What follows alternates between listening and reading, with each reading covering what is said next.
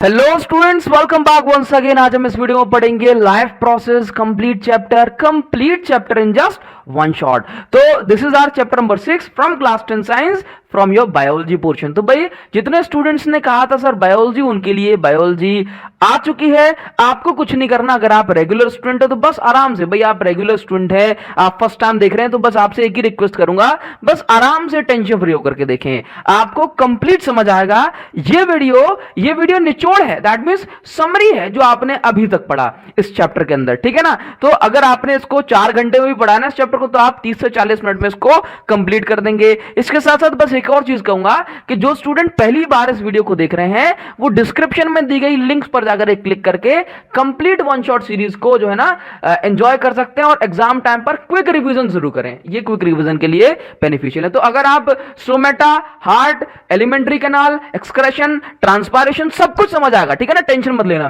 तो आगे बढ़ते हैं and this is our first slide. तो बात करेंगे जो हमारी फर्स्ट हेडिंग है इस चैप्टर में, दैट इज न्यूट्रिशन। तो भाई न्यूट्रिशन क्या होता है, पहली हेडिंग है, तो परेशान मत होना। न्यूट्रिशन का मतलब देखो, डेफिनेशंस तो आपको मिल जाएंगे ना यहाँ पे आसान भाषा में, तो उनको पढ़ना आराम से, लेकिन आज हम बात करेंगे काम की सिर्फ। तो न्यूट्रिशन का मतलब है जो खाया है उसे यूटिलाइज करना, सब समझाएंगे। यूटिलाइज करना इज कॉल्ड न्यूट्रिशन। जो खाया है उसे यूटिलाइज करना, इस प्रोसेस को हम न्यूट्रिशन कहते हैं। तो जो खाया है उसे यूटिलाइज करना इज कॉल्ड न्यूट्रिशन। इसका मतलब क्या हुआ, यूटिलाइज का मतलब कहीं डाइजेस्ट करना तो नहीं होता, बिल्कुल नहीं होता। यूटिलाइज का मतलब होता है जो इसे यूज में लेना। यूटिलाइज का मतलब क्या है, इसे यूज में लेना। अच्छा ये बताओ कि जो कुछ भी हमने खाया उसको यूज में कैसे लेते हैं। तो जो हमने खाया उससे हमें मिनरल्स मिलते हैं, वाइटामिन्स मिलते हैं, उससे प्रोटीन मिलेगा, कार्बोहाइड्रेट्स मिलेगी। तो इनको अपन अपनी बॉडी की ग्रोथ के लिए, इसके साथ साथ लाइफ में देखो कितने सारे जो है लाइफ में कितने सारे फंक्शंस हम करते हैं, तो उन सब के लिए इनको हम यूटिलाइज करते हैं। तो इस यूटिलाइजेशन की प्रोसेस को हम न्यूट्रिशन कहते हैं, समझ में आया। तो जो खाया है उसको बॉडी की ग्रोथ के लिए, लाइफ के सेवरल फंक्शंस के लिए उसे यूटिलाइज करना, फूड को यूटिलाइज करना इज कॉल्ड न्यूट्रिशन। तो भाई कितने टाइप के न्यूट्रिएंट्स होते हैं, तो जैसे कि आप जानते हो ना, विटामिन्स हो गए, ये न्यूट्रिएंट्स हैं। विटामिन हो गए, है ना, प्रोटीन हो गया, कार्ब्स हो गए, इसके साथ साथ मिनरल हो गया, ये सारा का सारा क्या है, ये फैट क्या है, ये न्यूट्रिशन हमारी लाइफ के सर्वाइवल के लिए, ग्रोथ के लिए एसेंशियल है। ओके नाउ तो आगे बढ़ते हैं। तो अब बात करेंगे, तो समझ आ गया न्यूट्रिशन क्या है। न्यूट्रिशन जो खाया है उसको यूटिलाइज करने की प्रोसेस, और यूटिलाइजेशन के लिए कार्बोहाइड्रेट, प्रोटीन्स, फैट्स, ये सारी चीज जरूरी होती है ग्रोथ के लिए। और नीड क्या है भाई, ग्रोथ है, सेवरल फंक्शंस हैं। आगे बढ़ेंगे तो न्यूट्रिशन जो है हमारे दो टाइप के होते हैं, एक होता है ऑटोट्रॉफिक न्यूट्रिशन एंड एक होता है हेटेरोट्रॉफिक न्यूट्रिशन।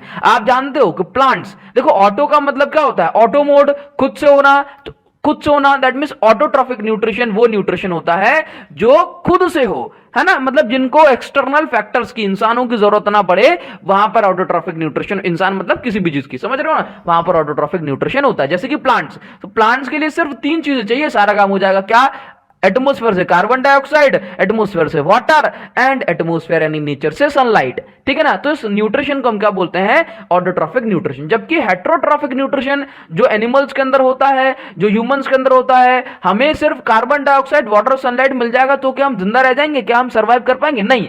तो फिर क्या होता है, हम ऑटोट्रॉफिक न्यूट्रिशन नहीं कर पाते। तो हमारा जो न्यूट्रिशन है दैट इज हेटेरोट्रॉफिक न्यूट्रिशन। तो food is obtained from other organism, हम दूसरों पर डिपेंडेंट होते हैं, गाय की दूध पर, भैंस के दूध पर, है ना, समझ रहे हो, अलग अलग चीजों पर, अलग अलग इंसेक्ट, अलग अलग एनिमल्स पर डिपेंडेंट होते हैं। तो बात समझ रहे हो, ये हमारा न्यूट्रिशन कौन सा है, ऑटोट्रॉफिक न्यूट्रिशन। प्लांट्स का न्यूट्रिशन है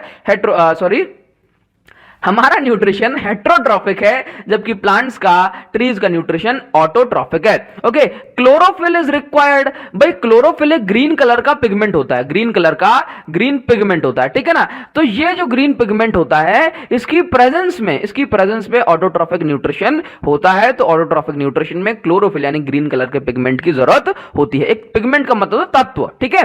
क्लोरोफिल इज नॉट प्रेजेंट, ठीक। नाउ ऑल ग्रीन प्लांट, सभी ग्रीन प्लांट एंड कुछ बैक्टीरिया इस टाइप के न्यूट्रिशन को फॉलो करते हैं, जबकि सभी animals and fungi heterotrophic nutrition को फॉलो करते हैं। फूड जनरली डे टाइम में बनाया जाता है बिकॉज सनलाइट डे टाइम में हमें मिलती है, जनरली डे टाइम में बनाया जाता है। ओके, और ये फूड हेट्रोट्रॉफिक अपना किसी भी समय, रात हो या दिन या फिर हो आधी रात, ये हर समय अपना खाना बना सकते हैं। This is called heterotrophic nutrition. Screenshot लेते जाएं और आगे बढ़ें। नाउ बात करेंगे भाई फोटोसिंथेसिस। तो फोटोसिंथेसिस इतनी जबरदस्त जो है मैं कहूंगा प्रोसेस है कि आपके एग्जाम के लिए मोस्ट इंपॉर्टेंट। तो फोटोसिंथेसिस ये एक ऐसी प्रोसेस है जिसके कारण से ऑटोट्रॉफिक न्यूट्रिशन होता है इन दी प्लांट्स, ठीक है ना। तो फोटोसिंथेसिस क्या है? ऐसी प्रोसेस है जिसमें प्लांट्स अपना फूड तैयार करते हैं। आपको सब कुछ समझ आएगा, है ना। फोटोसिंथेसिस, फोटो का मतलब होता है लाइट, सिंथेसिस का मतलब होता है बनाना।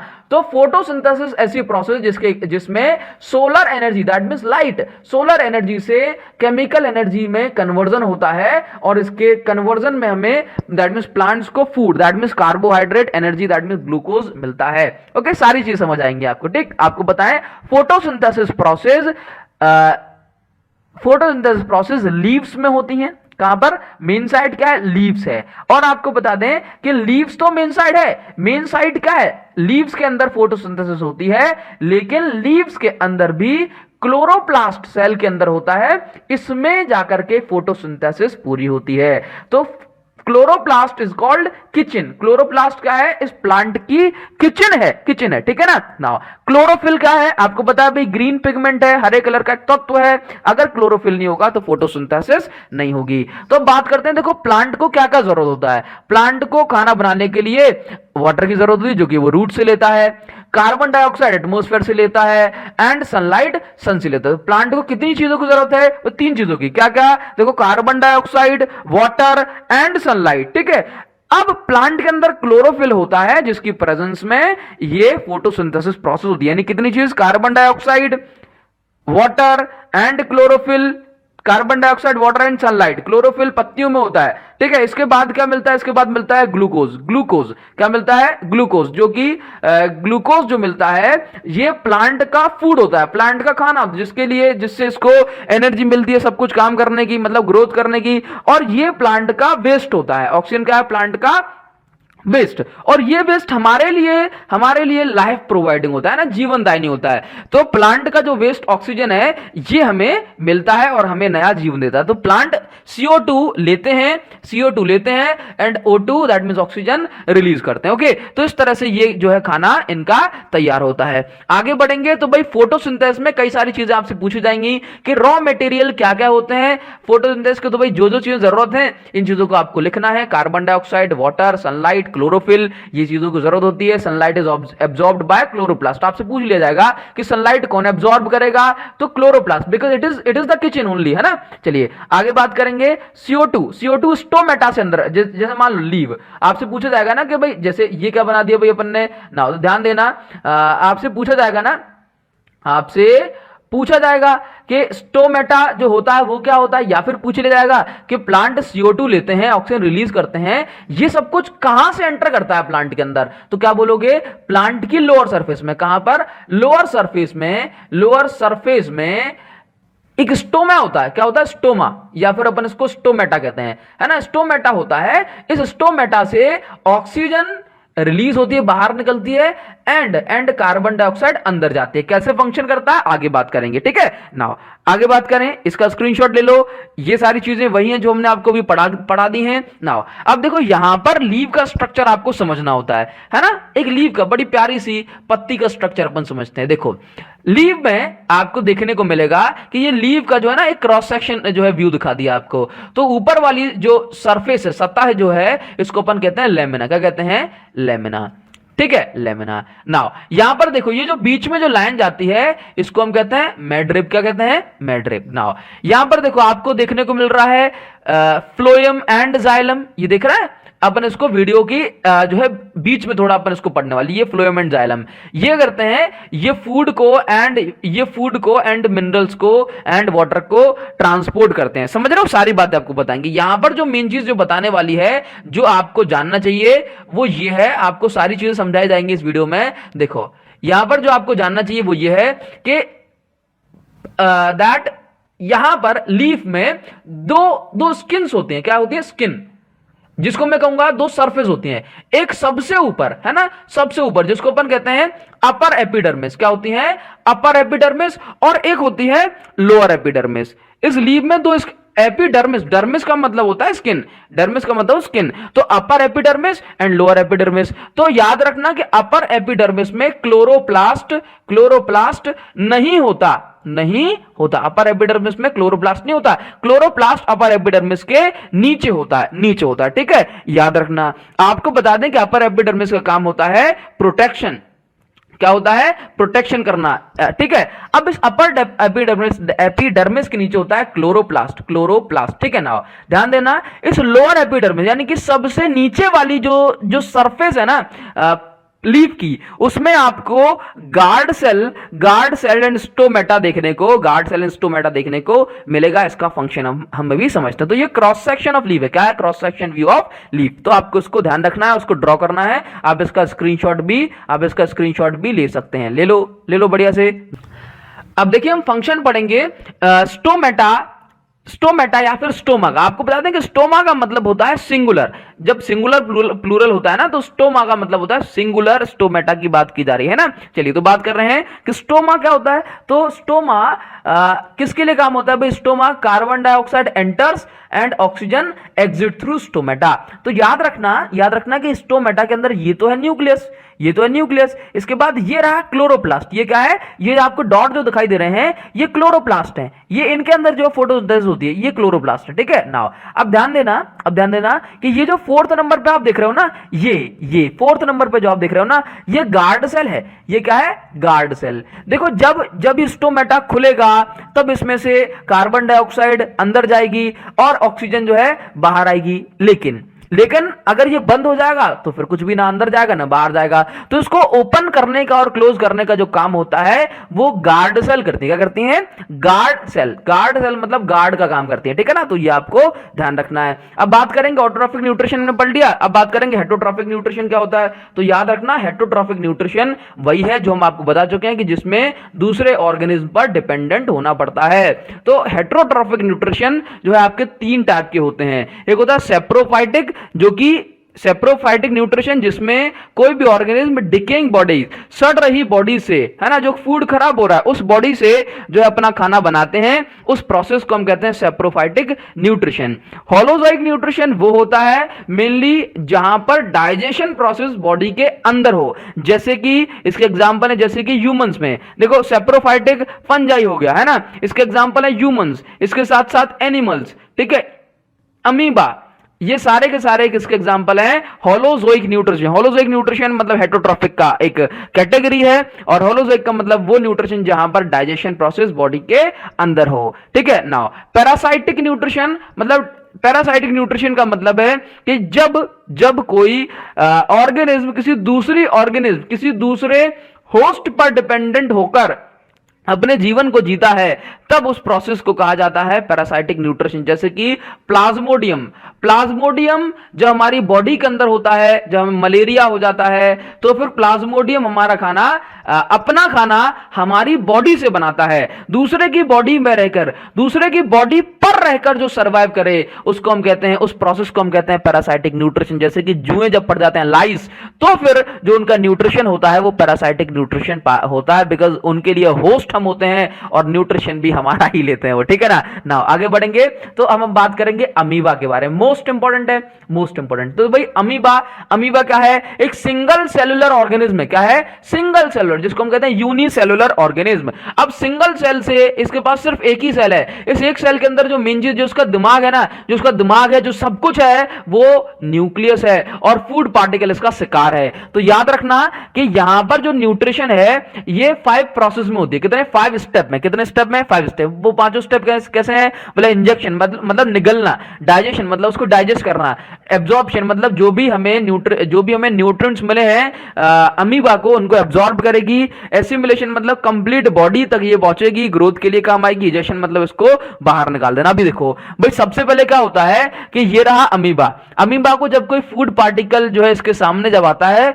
तो अमीबा इसको खाना चाहता है, तो क्या करेगा भाई? जहां से खाना है वहीं से खुद को वहीं से खुद को फैला लेगा, वहीं से खुद को ये फैला लेगा। तो आप देख पा रहे हो कि इसके अंदर क्या है, ये फूड पार्टिकल। अब होता क्या है, यहां पर जो मेन चीज है ना वो दो तीन ही चीजें बस, ये रहा न्यूक्लियस, और ये जो इसके आउटर जो लेयर है इसको कहा जाता है स्यूडोपोडिया। क्या कहा जाता है, स्यूडोपोडिया। अब ये जो स्यूडोपोडिया है ये रप्चर हो जाती है, क्या हो जाती है, रप्चर, यानी कि फट जाती है। जब इसको इंजेस्ट करना हो, जब इसको खाना निकलना हो, तब ये जहां खाना होता है ना वहीं से ये रप्चर फट जाती है। और जब इसको इजेक्ट करना होता है, बाहर निकालना होता है, इजेस्ट करना होता है, तब ये यहां से वापस से रप्चर हो जाएगी, फट जाएगी और इसको बाहर निकाल। देखो सबसे प्रोसेस क्या है कि यहां पर फूड पार्टिकल इसको दिखा, इसने जो है इसको खाया, दैट मीन यहां से रप्चर हो गई, और इसके बाद क्या हुआ कि अब ये इसको डाइजेस्ट करेगी। डाइजेस्ट, देखो ये जो प्रोसेस चल रही है, बोला इसको अंदर ले लिया, अब इसको डाइजेस्ट करेगी। देन क्या होगा कि भाई एब्जॉर्प्शन चलेगा, एसिमुलेशन चलेगा, और उसके बाद जो भी अनडाइजेस्ट, यहां पर क्या चल रहा है, बोला एब्जॉर्प्शन, यहां क्या चल रहा है, एसिमुलेशन। एसिमुलेशन का मतलब है कि जो भी एब्जॉर्प्शन हुआ है, जो भी न्यूट्रिएंट्स इसको मिले हैं, इसको अपनी पूरी बॉडी तक ये पहुंचाएगा, पूरी बॉडी तक पहुंचाएगा, एनर्जी देगा ग्रोथ के लिए, ठीक है ना। अब क्या होगा, अब इसके बाद ये स्यूडोपोडिया फट जाएगी और ये इसको बाहर निकाल दे, दैट मींस इजेक्ट कर देगा, ठीक है। तो ये अमीबा की प्रोसेस आपसे पूछा जाएगा कि अमीबा कौन सा न्यूट्रिशन करता है, तो भाई अमीबा का जो न्यूट्रिशन है वो होलोजैक न्यूट्रिशन है, यूनिसेलुलर के साथ साथ ओमनीवोर यानी कि सब कुछ खा लेता है, ठीक है ना।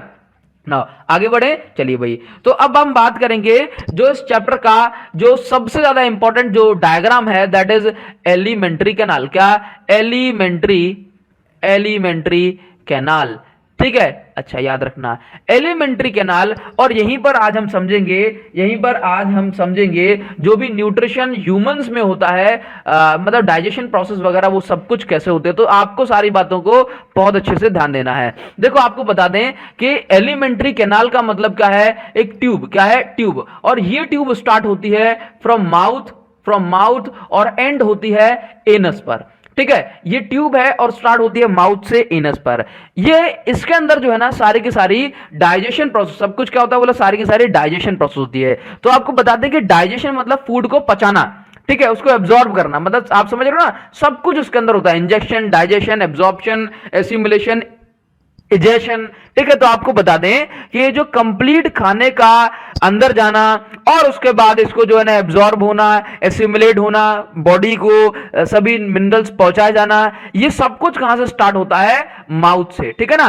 तो देखो माउथ क्या करेगा, सबसे पहले माउथ खाने को इंटेक करेगा, खाने को इंटेक करेगा। खाना जब अंदर जाएगा तो यहां से इस पाइप को, ये क्या है अपना फूड पाइप, क्या है, फूड पाइप। आपको बता दें कि यहां पर जो है ना, यहां से दो पाइप आ रहे होते हैं और यहां से एक पाइप अलग हो जाता है जिसको अपन कहते हैं विंड पाइप। क्या हो जाता है, विंड पाइप, ठीक है, विंड पाइप। अब फूड पाइप और विंड पाइप दोनों एक ही जगह से आते हैं और यहां पर विंड पाइप अलग, फूड पाइप अलग हो जाता है, ठीक है ना। अब देखो खाना तो हमने मुंह से खाया, विंड पाइप और फूड पाइप एक साथ आ रहे थे, लेकिन विंड पाइप से सिर्फ विंड जाती है और फूड पाइप से सिर्फ फूड। बिकॉज ध्यान रखना कि यहां पर एक सिस्टम होता है, एक कवरिंग होती है जिसको हम कहते हैं एपिग्लोटिस। क्या कहते हैं, एपिग्लोटिस एक कवर है। एपिग्लोटिस क्या है, एक कवर है जो कि कहां लगा होता है, ये लगा होता है विंड पाइप के ऊपर। तो जब ये खाना आता है तो कवर लग जाता है और खाना सिर्फ नीचे पहुंचेगा।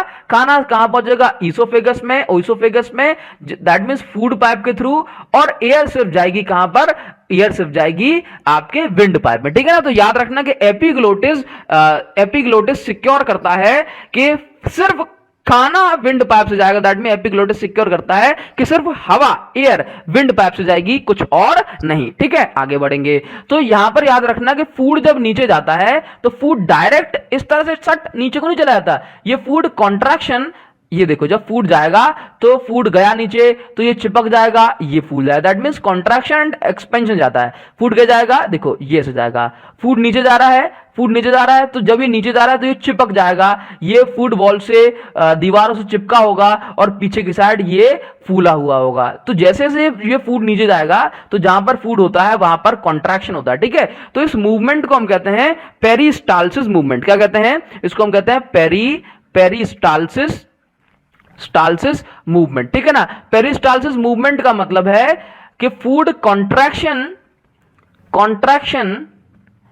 एंड एक्सपेंशन के साथ जाता है। एक्सपेंशन याद रखना कि फूड डायरेक्ट नहीं जाता, डायरेक्ट नीचे जाएगा तो डायरेक्ट जो है स्टमक की वॉल से स्ट्राइक करेगा, है ना, लेटे हुए खड़े हो गए तो जो है खाना हमेशा जो है अटक जाएगा। तो फूड कैसे जाता है, फूड जाता है contraction and expansion of wall से, ठीक है ना। इस मूवमेंट को हम कहते हैं पेरिस्टालसिस मूवमेंट। तो याद रखना एपिग्लोटिस बचाता है कि जो है सिर्फ एयर उसमें जाए, फूड ना जाए विंड पाइप में। तो देखो माउथ से प्रोसेस स्टार्ट होती है, माउथ के बाद टीथ टंग अपना काम करते हैं, यहां से सलाइवरी ग्लैंड निकलती है, इसके बाद सारी प्रोसेस होती है। तो देखो आपको बताते हैं कि सबसे पहले फूड कहां गया, सबसे पहले फूड गया माउथ में।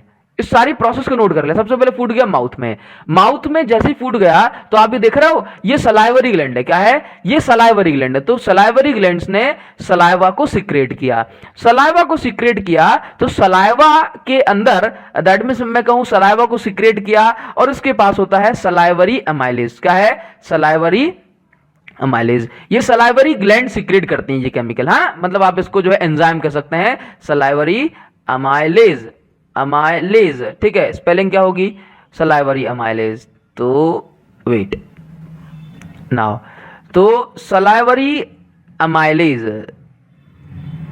अमाइलेज, ठीक है। नाउ ध्यान देना सलाइवरी अमाइलेज। ये सलाइवरी अमाइलेज क्या करती है कि सबसे देखो सलाइवा करती है, फूड को सॉफ्ट बनाती है, फूड को सॉफ्ट बनाती है ना। इसके साथ साथ सलाइवरी अमाइलेज यहीं से दैट मींस ब्रेक डाउन करना स्टार्ट करती है, करती है ब्रेक डाउन करना स्टार्ट। जो फूड में जो हमें स्टार्च जो हमें मिलता है, स्टार्च का मतलब आप ध्यान रखें कॉम्प्लेक्स शुगर। क्या कॉम्प्लेक्स शुगर।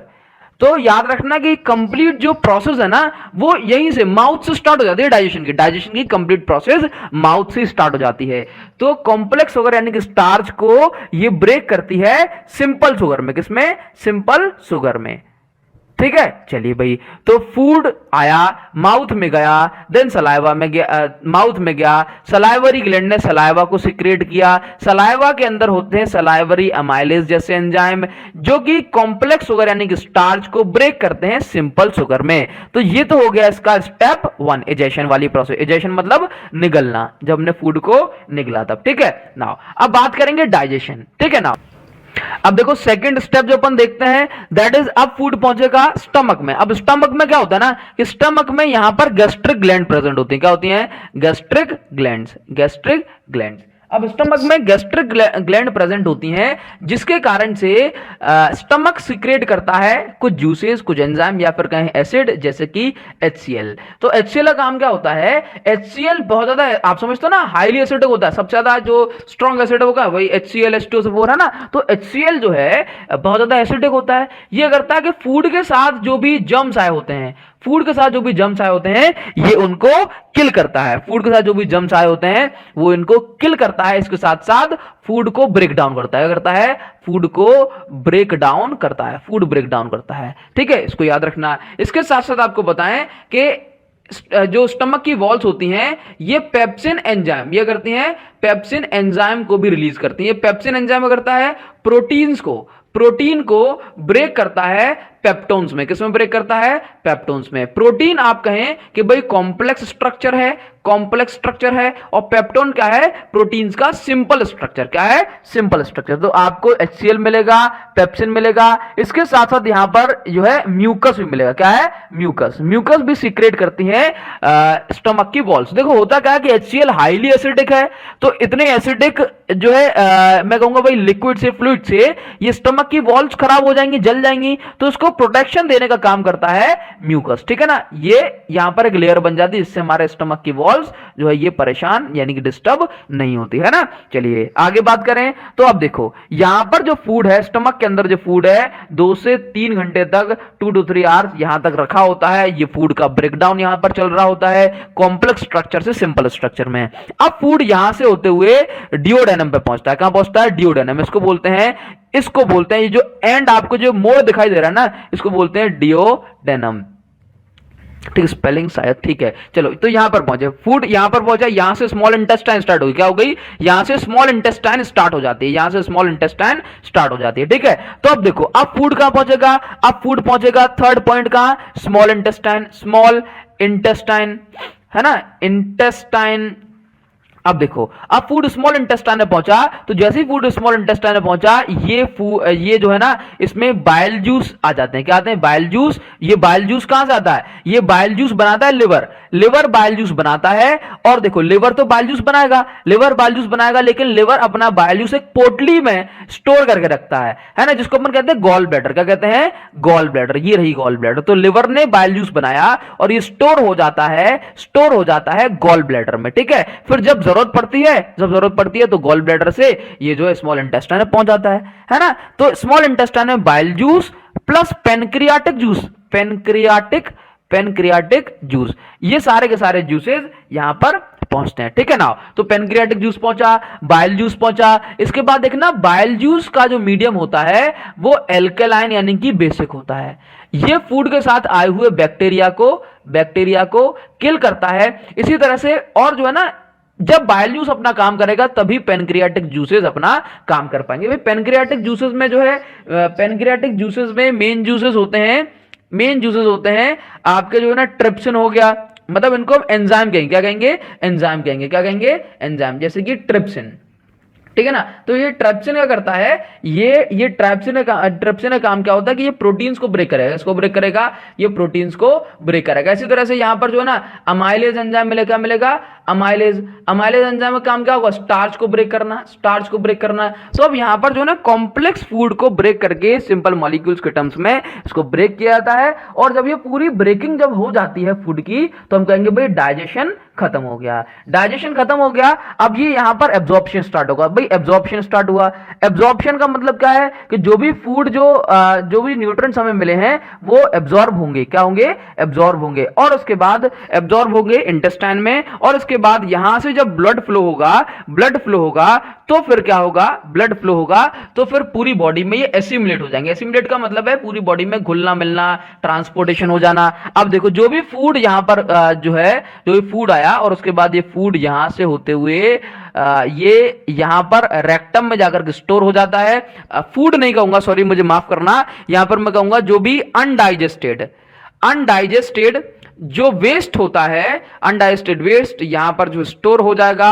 और उसके बाद जब नेचर कॉल आएगी तो ये एनएस के थ्रू ये बाहर हो जाएगा। तो ये कंप्लीट प्रोसेस थी। आई होप आपको ये क्लियर हो पाया होगा, है ना। आधा घंटा तो अपना ही हो गया। अब बात करेंगे रेस्पिरेशन में। तो रेस्पिरेशन क्या है? भाई ऐसी प्रोसेस है, रेस्पिरेशन को बहुत सारे बच्चे कंफ्यूज हो जाते हैं ब्रीदिंग से, है ना। तो याद रखना कि रेस्पिरेशन और ब्रीदिंग अलग अलग है। रेस्पिरेशन अलग प्रोसेस है, ब्रीदिंग अलग, है ना। तो रेस्पिरेशन वो प्रोसेस जिसमें फूड को, जो भी हमने फूड खाया है उसको ऑक्सीडाइज किया जाता है ना, ऑक्सीजन के साथ रिएक्ट किया जाता है, ऑक्सीडाइज किया जाता है और वहां से हमें मिलती है एनर्जी। तो रेस्पिरेशन क्या है? रेस्पिरेशन उस प्रोसेस को हम कहते हैं जिसमें फूड ब्रेकडाउन होता है और ऑक्सीडाइज होकर के हमें एनर्जी देता है ना। तो during this process oxygen is used to break down, oxygen का यूज किया जाता है फूड मटेरियल को ब्रेक करने में और एनर्जी देने में। ठीक है, तो फूड प्लस ऑक्सीजन, फूड और ऑक्सीजन जब मिलता है तो कार्बन डाइऑक्साइड रिलीज होती है जो कि हम अपने नॉस्ट्रल से बाहर निकाल देते हैं।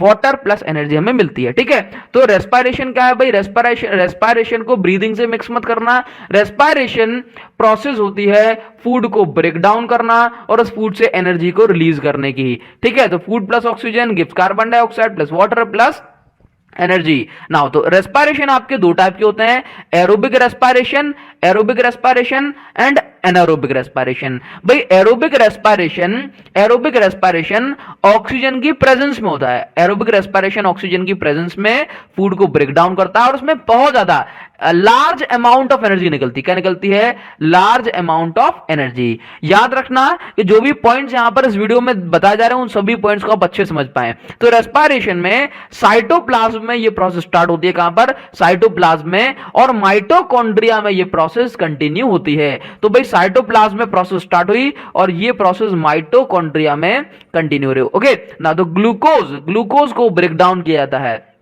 ग्लूकोज को ब्रेक डाउन किया पायरुवेट में। पायरुवेट नाम सुन के परेशान मत होना, ये एक कंपाउंड है। क्या है? ये कंपाउंड, जैसे आपने अदर फॉर्मूले पढ़े हैं ना, ये भी एक कंपाउंड है। तो ग्लूकोज सबसे पहले ब्रेक होता है दूसरे कंपाउंड पायरुवेट में एंड एनर्जी में। देन सेल के माइटोकॉन्ड्रिया में आपको carbon dioxide, water and 38 ATP मिलती है। 38 एटीपी मिलती है ना। 38 एटीपी क्या है? एनर्जी की यूनिट, एनर्जी की यूनिट है। 38 एटीपी क्या है? एनर्जी की यूनिट। आप याद रखना एटीपी, एटीपी का फुल फॉर्म होता है adenosine, adenosine triphosphate, adenosine triphosphate. और इसको हम एनर्जी करेंसी ऑफ सेल भी कहते हैं। क्या कहते हैं? Energy, energy currency of cell भी कहते हैं, है ना। तो चलिए आपको 38 एटीपी मिलती हैं। इसके बाद बात करेंगे एनारोबिक रेस्पिरेशन में। तो याद रखना एनारोबिक रेस्पिरेशन में small amount of energy, small amount of energy मिलती है। और ये प्रोसेस एब्सेंस ऑफ ऑक्सीजन में होती है ना, ऑक्सीजन की एब्सेंस में, ऑक्सीजन की एब्सेंस में। नाउ आपको बता दें ये प्रोसेस यीस्ट, यीस्ट मतलब फर्मेंटेशन, यानी कि चीजों को सड़ाने के काम आते हैं। यीस्ट में, बैक्टीरिया में और ह्यूमन मसल्स में होती है ना। एनारोबिक रेस्पिरेशन में, anaerobic respiration is termed as fermentation. Anaerobic respiration को फर्मेंटेशन भी कहते हैं। देखो फर्मेंटेशन का मतलब होता है कि जिसको सड़ाना ऑक्सीजन की प्रेजेंस में, इसको अपन जो है ना शुद्ध हिंदी में इसको किड़वन भी कहते हैं ना, मतलब कीड़े लगाना। ओके, अब देखो याद रखना एनारोबिक रेस्पिरेशन को हम फर्मेंटेशन भी कहते हैं। अब ये फर्मेंटेशन कई टाइप के होते हैं, जैसे कि एल्कोलिक फर्मेंटेशन, जैसे कि लैक्टिक फर्मेंटेशन, जैसे कि लैक्टिक फर्मेंटेशन। ठीक है ना। अब ग्लूकोज, सबसे पहले ग्लूकोज क्या होगा भाई? ग्लूकोज ब्रेकडाउन होगा, पायरूवेट में एनर्जी मिलेगी। अब इसको जो है ना फर्दर इसका जो जब ब्रेकडाउन होगा तो फिर आपको एथेनॉल मिलता है। क्या मिलता है?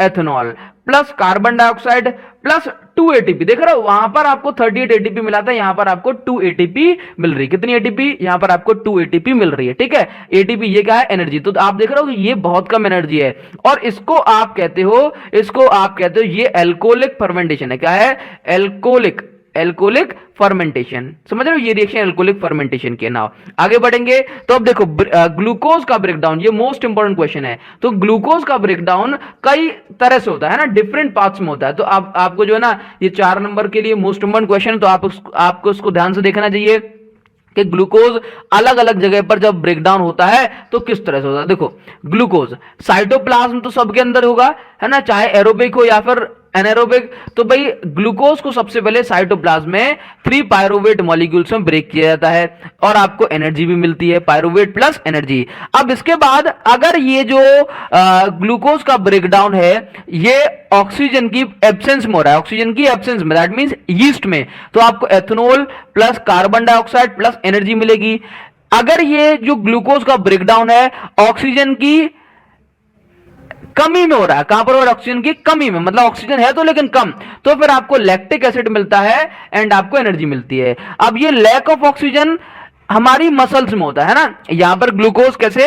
हमारी मसल्स में, हमारी ह्यूमन मसल्स में ये जो ग्लूकोज का ब्रेकडाउन होता है ऑक्सीजन की एब्सेंस में, तब वहां पर लैक्टिक एसिड बनती है और ये लैक्टिक एसिड थकान के लिए रिस्पॉन्सिबल। तो जब बहुत ज्यादा थक जाते हैं, जब हमारी मसल्स में पेन हो रहा होता है, तो फिर याद रखना कि उस समय हमारी मसल्स में लैक्टिक एसिड की प्रेजेंस जो है काफी ज्यादा है। इसके बाद अगर बात करेंगे कि जब ये जो प्रोसेस है ऑक्सीजन की प्रेजेंस में होती है इन द माइटोकॉन्ड्रिया, तो आप देखेंगे carbon dioxide, water plus large amount of energy हमें मिलती है। तो रेस्पिरेशन 2 टाइप की, एरोबिक एंड एनारोबिक रेस्पिरेशन। अब आपको ये कुछ पॉइंट्स दिए हैं जो हमने पढ़े हैं, इसको आराम से आप इसका स्क्रीनशॉट लो और इनको देख सकते हैं ना। Presence of oxygen, absence of oxygen, mitochondria में, साइटोप्लाज्म में, ठीक है ना। इसके बाद ये आपके and product carbon dioxide and water होते हैं, यहां पर आपको एंड प्रोडक्ट में एल्कोहल एंड लैक्टिक एसिड मिलता है। यहां पर ज्यादा अमाउंट ऑफ एनर्जी, यहां पर less amount of energy. I hope यह सारी बातें आपको क्लियर हो रही होंगी। इससे जो है आपको एक नया पार्ट देखने को मिलेगा इस चैप्टर का। मैं कहूंगा भाई न्यू पार्ट, कहीं पर 6A 6B जो है इस तरह से लिखा होता है, तो ये न्यू पार्ट है, ह्यूमन रेस्पिरेटरी सिस्टम। आपको बता दें कि रेस्पिरेशन का मतलब क्या है भाई? ऑक्सीजन के साथ मिलकर के फूड को ब्रेक डाउन करना। लेकिन इसमें हम समझेंगे कि ऑक्सीजन आखिरकार हमें कैसे मिलेगी, बिकॉज हम तो एयर लेते हैं ना।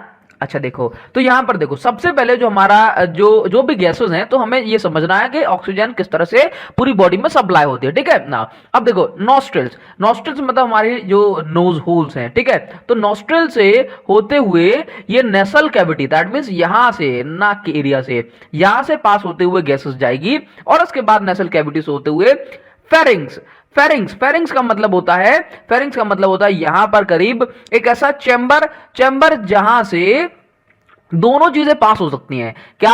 आपके फूड के लिए भी पाथवे है एंड विंड के लिए भी पाथवे है ना। तो ये फेरिंग्स क्या है? पाथवे है फॉर फूड एंड विंड। ठीक है ना। इसके बाद लैरिंग्स मतलब हमारा जहां पर हम साउंड क्रिएट करते हैं, साउंड प्रोड्यूस किया जाता है।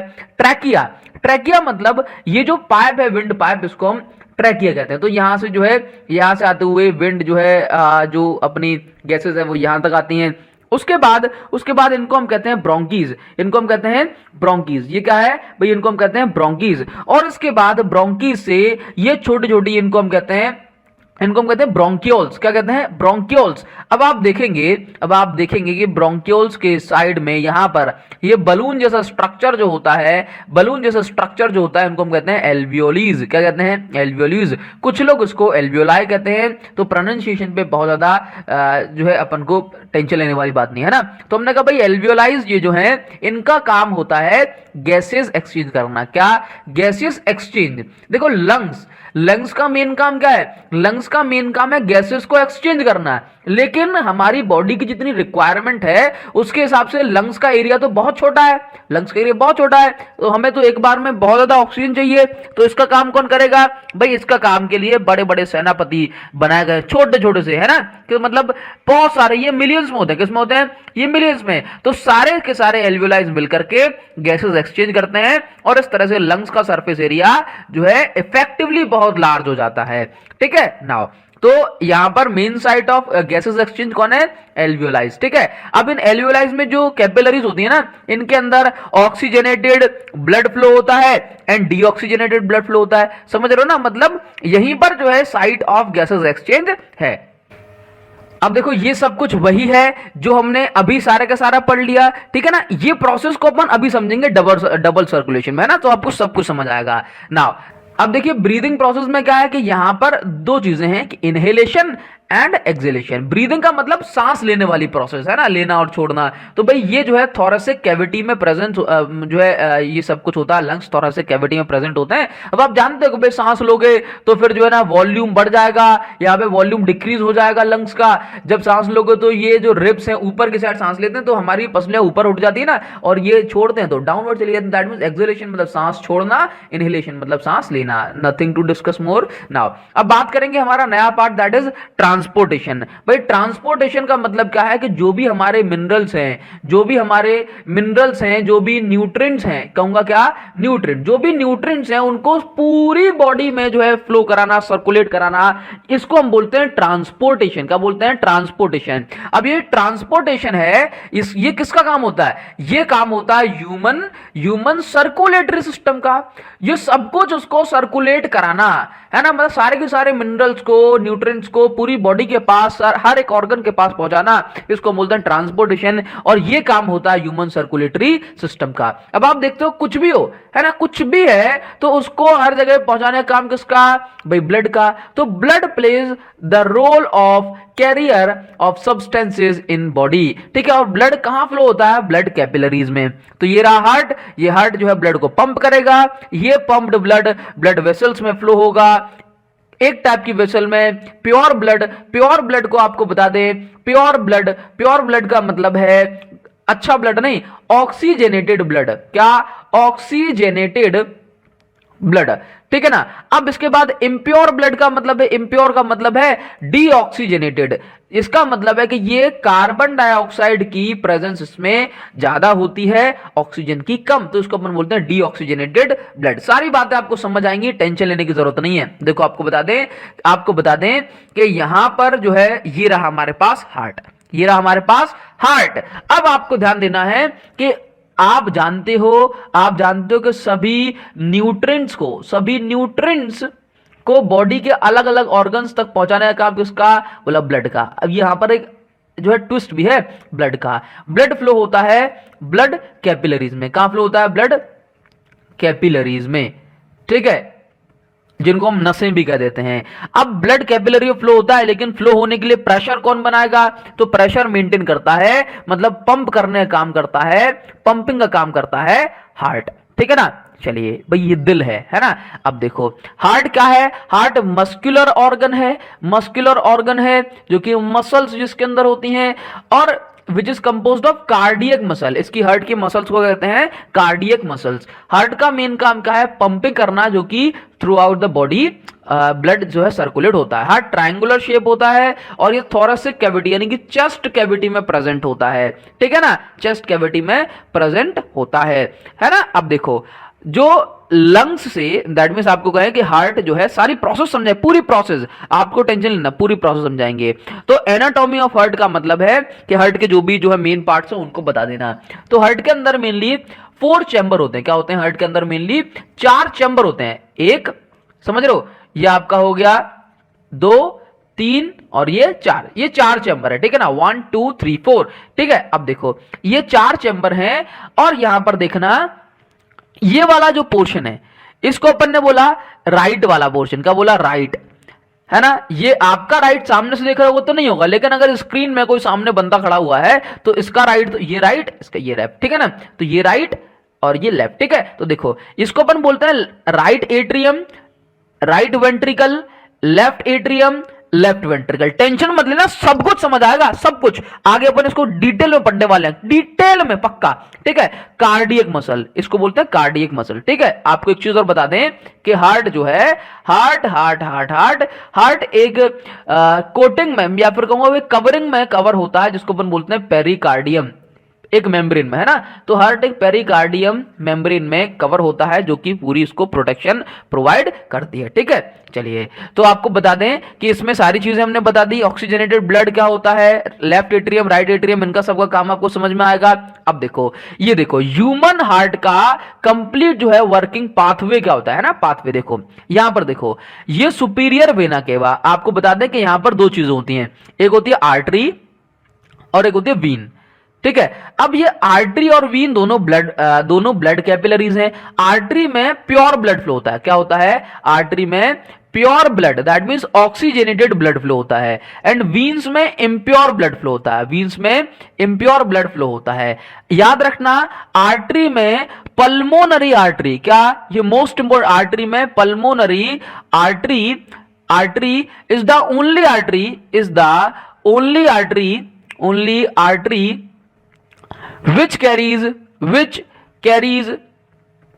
impure blood, ठीक है, याद रखना impure blood, ठीक है, ध्यान देना। तो आर्टरी में ऑक्सीजनेटेड ब्लड फ्लो होता है, वीन्स में डीऑक्सीजनेटेड ब्लड फ्लो होता है। तो आर्टरी में प्योर ब्लड फ्लो होता है, लेकिन आर्टरीज में से ये pulmonary artery is the only artery which carries impure blood, ठीक है। जबकि वीन्स में इम्प्योर ब्लड फ्लो होता है, इम्प्योर ब्लड, लेकिन वीन्स में pulmonary vein is the only vein which carry pure blood. इस बात को आपको याद रखना, भी स्क्रीनशॉट ले लो, बहुत काम की बात है, बहुत ज्यादा काम की बात है, ठीक है ना। नाउ अब देखो आगे बढ़ते हैं। तो देखो यहां पर राइट साइड में यह आपको देखने को मिल रहा है superior vena cava. Superior vena cava is the largest vein, ठीक है। नाउ इसके बाद आपको देखने को मिलेगा aorta is the largest artery. अब देखो superior vena cava and inferior vena cava, inferior vena cava से लोअर बॉडी का blood and superior vena cava से अपर बॉडी का ब्लड। अब देखो superior vena cava and inferior vena cava से deoxygenated, कैसा, डीऑक्सीजनेटेड डीऑक्सो लिख दिया ना, तो डीऑक्सीजनेटेड ब्लड आता है।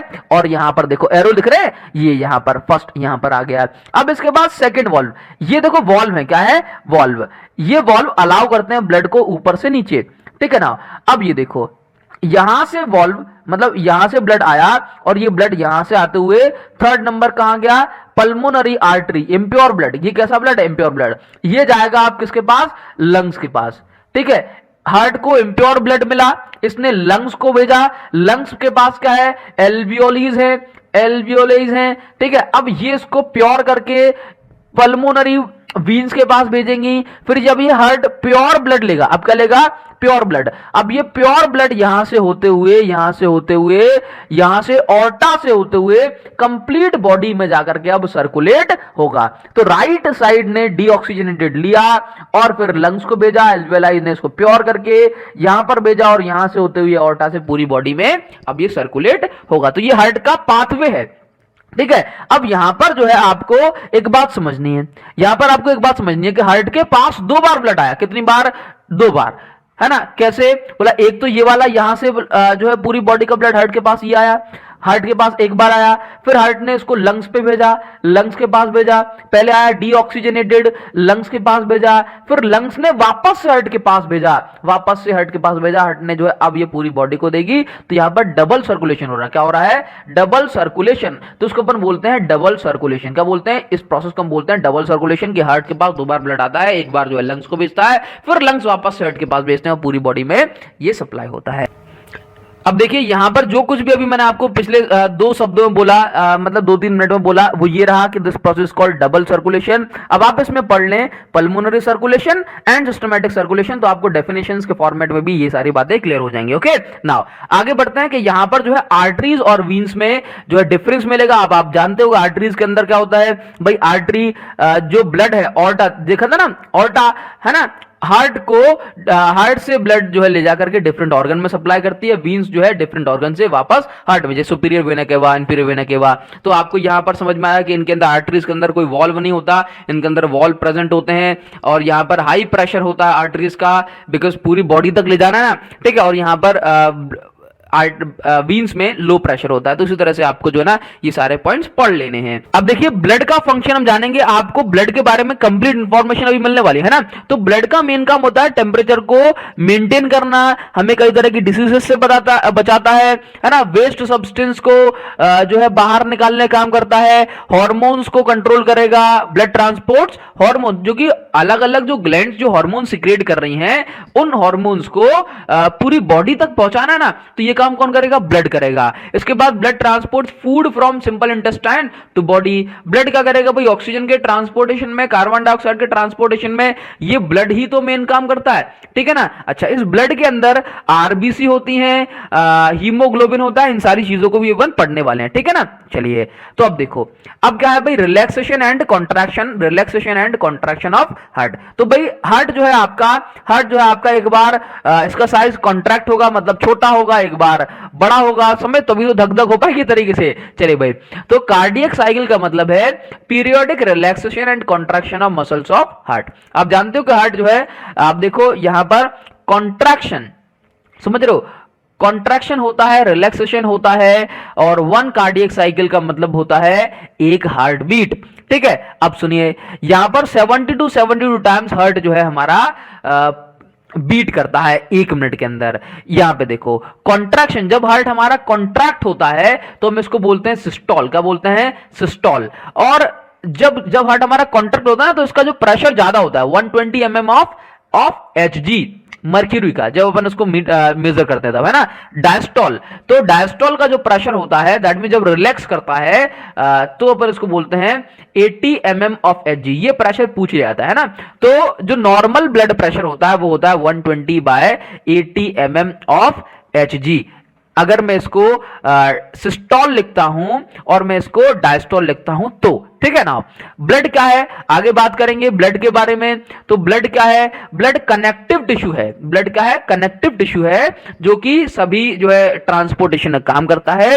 ब्लड प्लाज्मा से मिलकर बना होता है, ब्लड सेल से मिलकर बना होता है, जिसको अपन आरबीसी, है ना, डब्ल्यूबीसी कहते हैं, एंड प्लेटलेट, ब्लड प्लेटलेट्स पढ़ने वाले हैं। अब देखो, अब आपके दिमाग में तो जरूर आया होगा ब्लड प्लाज्मा क्या होता है। तो ब्लड प्लाज्मा एक पेल यानी कि येलो कलर का एक फ्लूइड होता है, लिक्विड होता है, जो कि हमारी बॉडी में पाया जाता है, जो कि मोस्टली वाटर का बना होता है। ठीक है ना। तो आप ये देख रहे हो ना, ये मैंगो जूस नहीं है, ये ब्लड प्लाज्मा, ये क्या है? ब्लड प्लाज्मा है। ठीक है, ध्यान देना। आगे देखो, ये देखो आपको सब कुछ यहां पे समझ में आने वाला। ब्लड सेल देखो, यहां से जो है कैपिलरीज के अंदर ब्लड फ्लो हो रहा है। इस ब्लड के अंदर देखो क्या है, हमें जो रेड पोर्शन दिखाई देता है ना, ये मेनली आरबीसी होते हैं। क्या होते हैं? देखो ब्लड सेल में कितनी सारी चीजें पढ़नी है। ये तो आपका आरबीसी, रेड ब्लड सेल, ठीक है, व्हाइट ब्लड सेल, प्लाज्मा, इसके बाद प्लेटलेट्स। ठीक है, ध्यान से देखो, ये जो आरबीसी हैं ये मेनली रेड कलर की होती है। कैसी होती हैं? रेड ब्लड सेल कैसे कलर की होती है? मतलब रेड कलर। ठीक है, ये रेड कलर आता है इनके पास हीमोग्लोबिन, हीमोग्लोबिन के कारण। हीमोग्लोबिन क्या है? एक पिगमेंट है। ठीक, हीमोग्लोबिन के कारण। हीमोग्लोबिन ऑक्सीजन को ट्रांसपोर्ट करता है, तो हम कहते हैं भाई ब्लड ऑक्सीजन को ट्रांसपोर्ट कर रहा है, ऑक्सीजन को ट्रांसपोर्ट करता है, और उसको हम ट्रांसपोर्टेशन, हीमोग्लोबिन को ट्रांसपोर्टेशन बस भी कहते हैं। इसके ये कुछ अमाउंट ऑफ कार्बन डाइऑक्साइड को भी ट्रांसपोर्ट करता है, ठीक है। आरबीसी ट्रांसपोर्टेशन ऑफ ऑक्सीजन एक काम आता है। इसके बाद बात करेंगे आरबीसी की जो साइकिल है, दैट मींस जो लाइफ स्पैन है वो 90 टू 120 डेज का होता है। इसके बाद बात करेंगे डब्ल्यूबीसी। डब्ल्यूबीसी जैसे आरबीसी का काम ट्रांसपोर्टेशन होता है, डब्ल्यूबीसी का काम होता है इम्यूनिटी प्रोवाइड कराना। क्या प्रोवाइड कराना? इम्यूनिटी, है ना, मतलब प्रोटेक्टिव जो है शक्ति जो है प्रोवाइड कराना बॉडी को, इम्यूनिटी टू बॉडी, ठीक है ना। इनका जो लाइफ स्पान होता है वो 3 से 5 दिन का होता है, 3 to 5 डेज। इसके बाद आप देखोगे प्लाज्मा। तो प्लाज्मा क्या है भाई? प्लाज्मा तो मेन ब्लड को बना ही रहा है, ब्लड का मेन कंपोनेंट है, ठीक है ना। दैट मीन्स ये मेनली पानी से बना होता है। अदरवाइज आरबीसी और जो है डब्ल्यूबीसी सारे मिल जाते तो ये जो है ना, ये आप देखोगे भाई सब कुछ गाढ़ा थिक पाउडर बन जाता है ना, और वो चीज नहीं चाहिए अपन को। अब इसके बाद आप इसमें देख रहे हो प्लेटलेट्स। जब डेंगू फीवर हो जाता है तो प्लेटलेट्स काउंट कम हो जाती हैं। ये देख रहे हो, ये प्लेटलेट है, ये प्लेटलेट है, समझ रहे हो। तो इन प्लेटलेट का काम होता है ब्लड कोगुलेशन। क्या होता है? Blood coagulation. इसका मतलब ब्लड का थक्का बनना, रक्त का थक्का बनना। अगर जो है प्लेटलेट्स कम हो जाएंगी तो ब्लड, अगर कहीं पे चोट लग जाएगी तो यहां से ब्लड बाहर आता रहेगा और कभी जो है बंद नहीं होगा, जिससे डेथ भी हो जाएगी, समझ रहे हो। तो ब्लड कोगुलेशन का काम किसका होता है? प्लेटलेट्स का। तो ब्लड प्लेटलेट कम नहीं होना चाहिए, ठीक है। आपको ये सारी बातें समझ आ रही होंगी। अब यहां पर आपको नई चीज देखनी है। अब बात करेंगे लिम्फेटिक सिस्टम की। तो याद रखना लिम्फ क्या होता है? तो याद रखना it is similar to blood. सुनना, इट इज सिमिलर, ये ब्लड के जैसा ही है, बट इसमें आरबीसी प्रेजेंट नहीं होती। तो याद रखोगे ये होता तो ब्लड ही है, लेकिन आरबीसी की प्रेजेंस नहीं होती, तो फिर इसका जो कलर है ना वो रेड नहीं होता, इसका कलर फिर रेड नहीं होता। तो याद रखना लिम्फ क्या है? Lymph is formed from the fluid which leaks from the blood capillary. याद रख, which leak from the blood capillary. इसका मतलब है कि देखो, मान लो कि ये अपनी ब्लड कैपिलरी है। क्या है? ये ब्लड कैपिलरी, यानी कि ये नस है, ठीक है, और उसमें ब्लड फ्लो हो रहा है। तो आप जानते हो कि ब्लड तो मेनली नसों में फ्लो होता है। तो बाहर जैसे मान लो अगर कोई टिश्यू है, क्या है? ये टिश्यू है। अब इस टिश्यू को भी तो न्यूट्रिएंट चाहिए ग्रोथ के लिए, तो ये क्या करेगा? ब्लड तो आ नहीं रहा, तो यहां से कैपिलरीज में से कुछ ब्लड हाई प्रेशर के कारण लीक होता है। और ये जो ब्लड है, मतलब ये जो फ्लूइड है, अब क्या कहूंगा इसको? अब इसको ब्लड नहीं कहूंगा, इसको क्या कहूंगा? फ्लूइड। ये फ्लूइड जो है, ये फ्लूइड टिश्यूज की ग्रोथ के लिए कारण बनता है। और जब ये फ्लूइड अपना काम कर देता है तो वापस से ये जो वीन्स, इसको कनेक्ट, कौन? इसको वीन्स कलेक्ट करके ब्लड कैपिलरीज में ले जाती हैं। देखो समझ रहे हो ना, यहां पर देखो, goes to intercellular space in tissues, this fluid is collected through the lymph vessel and finally returns to the blood capillary. समझ रहे हो? Lymphatic system pick lymph from body parts and dumps to the vein, है ना, Wien पे पहुंच करके वापस heart में चली जाती हैं। देखो इनका काम क्या होता है? इनका काम होता है कि लेफ्ट ओवर प्लाज्मा को बॉडी के डिफरेंट पार्ट से कलेक्ट करना, ठीक है। और इसके बाद ये देखो इनका काम क्या होता है? When lymph passes through lymphatic nodes germs are killed by WBC, है ना। डब्ल्यूबीसी जो भी जम्स होते हैं इनको ये खत्म कर देते हैं, ठीक है ना। अब देखो ट्रांसपोर्टेशन प्लांट, जैसे कि हमारी अंदर जो ट्रांसपोर्टेशन हो रहा है ना, ब्लड कैपिलरीज कर रही है, प्लांट्स के अंदर कौन करेगा? प्लांट्स के अंदर भी तो मिनरल्स और फूड को जो है ट्रांसपोर्ट होना, वाटर को। तो प्लांट्स के अंदर मेनली क्या है? जाइलम एंड फ्लोएम दो टिश्यूज होती हैं। क्या? Xylem and phloem. Xylem x और डब्ल्यू आसपास आते हैं ना, तो जाइलम जो है वाटर को ट्रांसपोर्ट करती है एंड फ्लोएम F4 फाफोर फ्लोएम फाफोर फूड को ट्रांसपोर्ट करती है, ठीक है ना। तो याद रखना xylem for transportation of water and mineral and ये फूड, ठीक है। नाउ अब आप देखोगे कि फ्लोएम के अंदर, मतलब जो है ये जो अगर आपकी वुड है, लकड़ी है, प्लांट है, तो आप देखेंगे कि इसके अंदर ये वाला जो पोर्शन है, ये फ्लोएम, ये क्या करेगी? ये फूड को ट्रांसपोर्ट करेगी। जाइलम क्या करेगी? ये वाला जो रेड वाला पोर्शन देख रहे हो, ये वाटर एंड मिनरल को ट्रांसपोर्ट करेगी। क्या करेगी? Water and mineral. तो देखो याद रखना जाइलम वाटर जो है यूनि डायरेक्शन, केवल एक ही डायरेक्शन आता है, बोला ऊपर तो ऊपर, जबकि फूड जो है ऊपर भी और नीचे भी दोनों, that means by directional two way movement food का होता है। तो फ्लोएम के अंदर टू वे मूवमेंट होता है एंड जाइलम के अंदर ओनली सिंगल वे मूवमेंट होता है। याद रखना, आपको एक चीज बता दें, आपको एक चीज बता दें कि फूड का मतलब है glucose, carbohydrates in plants. Okay, now आगे बढ़ेंगे। ट्रांसपायरेशन क्या होता है? ट्रांसपायरेशन क्या होता है? ट्रांसपायरेशन का मतलब है कि जब प्लांट्स के पास जब वाटर जो है लीव्स में जा रहा है तो अब वो वाटर बाहर जाएगा वाटर वेपर्स के फॉर्मेट में, तो ये कहां से बाहर निकलेगा? ट्रांसपायरेशन कहां से होता है? बोला स्टोमेटा से। कहां से? स्टोमेटा से। ठीक है, तो ये जो है ना पानी बाहर चला जाता है, और इस पानी बाहर जाने की प्रोसेस को, लीव से पानी बाहर जाने की प्रोसेस को हम कहते हैं ट्रांसपायरेशन। आपको बता दें ये ट्रांसपायरेशन क्यों हो पाती है? तो ये ट्रांसपायरेशन हो पाती है ट्रांसपायरेशन पुल के कारण। किसके कारण? ट्रांसपायरेशन पुल के कारण। देखो होता क्या है एक्चुअल में कि यहां पर जो है मान लो कि स्टोमेटा के थ्रू पानी गया, स्टोमेटा के थ्रू पानी बाहर चला गया। अब हुआ क्या कि यहां से जो है रूट्स के थ्रू वाटर को वाटर जो है प्लांट्स में गया, तो नीचे तो हो गया हाई प्रेशर, नीचे हो गया हाई प्रेशर, और ऊपर हो गया क्या? देखो यहां पर देखो, समझ रहे हो ना कि यहां से थोड़ा सा पानी जैसे ही बाहर गया तो यहां पर तो हो गया लो प्रेशर, और नीचे बोला पानी भरा हुआ तो नीचे हाई प्रेशर।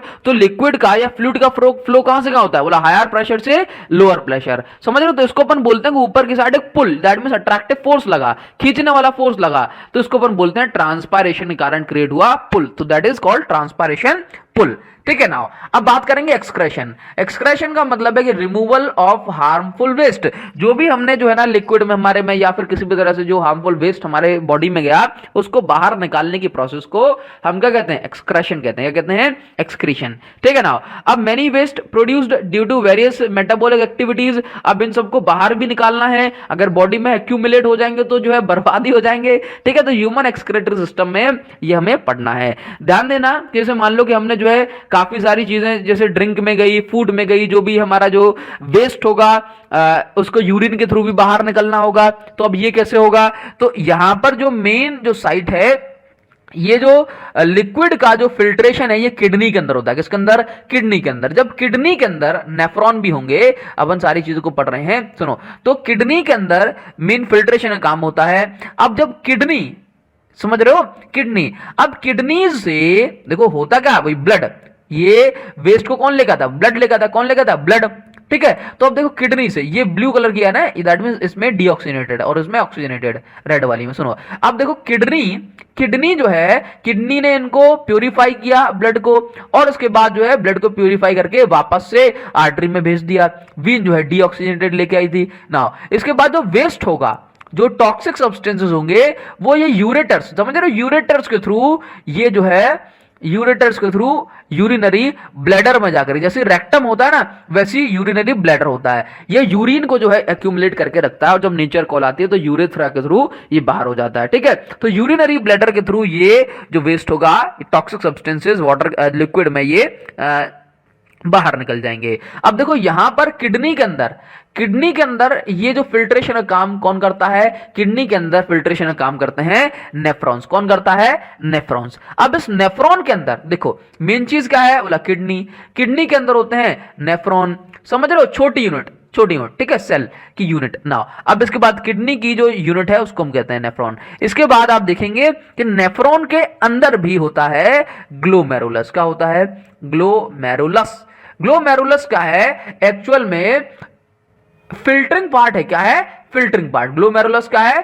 फिल्टरिंग पार्ट है। जैसे कि ये क्या है भाई? कई सारे ट्यूब का जो है एक गुच्छा टाइप का, ठीक है। तो अब देखो डिफरेंट पार्ट ऑफ नेफ्रॉन्स, आप इसको समझो। देखो यहां पर देखो क्या है कि ये देखो आप गुच्छा देख रहे हो, ये सेल्स का, ठीक है, टिश्यू ट्यूब्स का, इसको अपन कहते हैं ग्लोमेरुलस। और ये जो आप बाउल के शेप में देख रहे हो, कैप्सूल के शेप में, इसको हम कहते हैं बोमन्स कैप्सूल। तो बोमन्स कैप्सूल के अंदर होता है ग्लोमेरुलस, और इसको अपन कहते हैं मेलफिगियन कॉर्पसल। ठीक है, इन दोनों के अरेंजमेंट को। अब देखो एफरेंट आर्टियोल से यहां पर ब्लड आया, और उसके बाद ग्लोमेरुलस में यहां पर फिल्टरिंग प्रोसेस चली, ग्लोमेरुलस ने फिल्टर किया। अब यहां पर जो टॉक्सिक सब्सटेंसेस हैं, जो वेस्ट है, वो बाहर निकला। ठीक है, यहां पर जो सबसे पहला क्या हुआ? फिल्ट्रेशन हुआ। ठीक है, इसके बाद जो वेस्ट बाहर निकला, समझ रहे हो, ये सबसे पहले क्या हुआ? फिल्ट्रेशन। जो वेस्ट आया, अब देखो यहां पर क्या है, वाटर है, कुछ मिनरल्स हैं, वाटर है, कुछ मिनरल्स हैं, वाटर है, कुछ मिनरल्स हैं, वाटर है, कुछ मिनरल्स हैं, लेकिन कुछ मिनरल भी हैं। और अगर इस तरह से अगर मिनरल्स बाहर चले जाएंगे तो फिर नुकसान हो जाएगा ना। तो फिल्ट्रेशन हुआ, लेकिन इसमें 100% टॉक्सिक सब्सटेंस के साथ साथ यहां पर जो है ना कुछ मिनरल्स भी हैं जो कि वाइटल हैं। तो इसको जो है ना, इसको जैसे जैसे ये आगे बढ़ती जाती है तो यहां पर जो है इनका सिलेक्टिव एब्जॉर्प्शन होता है। क्या होता है? Selective absorption. मतलब इनमें से जो भी मिनरल होते हैं ये आगे बढ़ने से पहले ये एब्जॉर्ब हो जाते हैं वापस से हमारी बॉडी में, ठीक है ना। एब्जॉर्ब हो जाते हैं, मतलब कोई भी मिनरल जो है बाहर यूरिन के थ्रू नहीं निकलता। अब देखो यहां तक आते डिस्टल कॉन्वोल्यूटेड ट्यूब तक आते थे, मतलब ये जो है ना यहां पर जो है एब्जॉर्ब हो गए। और उसके बाद यहां पर आप देख रहे हो ना ये कलेक्टिंग डक्ट्स हैं, और ये कलेक्टिंग डक्ट से यूरिन कलेक्ट होते होते और ये बाहर, समझ रहे हो। तो इस तरह से अब जो है ये यूरेटर्स के थ्रू यूरिन जो है बाहर चली जाएगी और हमें क्या मिल जाएगा? जो वेस्ट होगा वो बाहर चला जाएगा। नाउ इसके बाद एक्सक्रेशन इन प्लांट्स में एक्सक्रेशन कैसे होता है? तो आपको जानना होगा कि plants do not have excretory system, plants के पास कोई एक्सक्रेटरी सिस्टम, किडनी वगैरह नहीं होता। अब होता क्या है कि जो भी इनका जो वेस्ट होता है वो रेजिन के फॉर्म में, दैट में जो गम वगैरह होती है इस तरह के लिक्विड के फॉर्म में ये बाहर निकलता है ना। तो रेजिन, गम, अब प्लांट्स का जो वेस्ट होता है वो भी हमारे लिए काफी यूजफुल होता है और इससे अपन ग्लू वगैरह, गोंद वगैरह ये बना लेते हैं। ओके नाउ, तो आई होप ये सारी बातें आपको ये समझ आई होंगी। I hope you got this point guys. ये मतलब मेरा मैं कहूँगा भाई फेवरेट सा बन गया ये बच्चा। तो एक ही चीज कहूंगा, अगर आपको समझ आया ना तो, और आप चाहते हो उस तरह की बहुत सारी वीडियोस, तो दबा के शेयर करें। आप समझ रहे हो कि 1 घंटे की अगर ये वीडियो आपके लिए अवेलेबल आपको हो पाई है तो उसकी कीमत सिर्फ है कि आप इस वीडियो को शेयर करें अपने फ्रेंड्स के साथ व्हाट्सएप पर। इसके साथ साथ एक और चीज कहना चाहूंगा, कंप्लीट वीडियो सीरीज मिल रही है। अगर आप यहां तक जो है आप देख गए ना तो सच में आपको बहुत बड़ा सैल्यूट है। थैंक यू गाइज, और आपसे मिलते हैं नेक्स्ट वीडियो में। तब तक के लिए बहुत बहुत धन्यवाद। Thank you guys.